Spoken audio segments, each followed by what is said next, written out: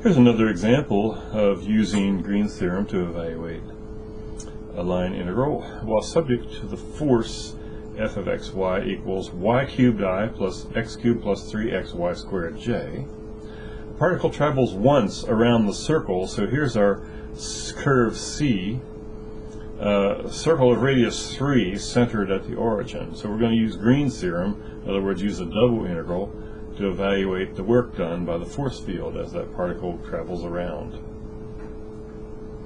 Of course, if this was a conservative field, we'd wind up 0, but it's not. So let's see what we can come up with from this.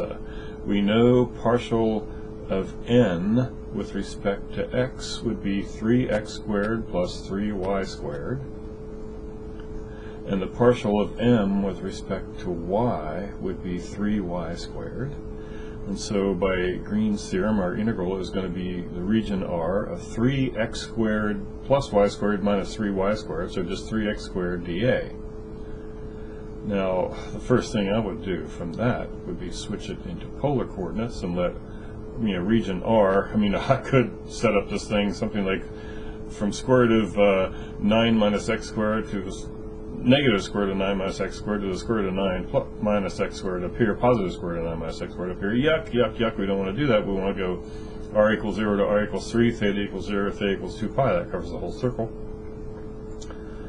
And 3x squared is 3 times r cosine theta squared times r dA, which is r dr d theta. So that should work just wonderfully well. So, well, I know I could multiply it all out and do this, but we're going to get 3r cubed cosine squared theta times dr d theta. And so the r cubed, when we integrate with respect to r, is r to the 4th over 4. Well, let's put it this way. You know how to do that integration. I'm just going to use my software to come up with this answer of 243 fourths pi. But this integration is too easy and really doesn't require a lot of impressive steps. But if you want, okay, we get r squared from here, and this r gives us r to the r cubed, which integrating gives us r to the 4th over 4, r going from 0 to 3.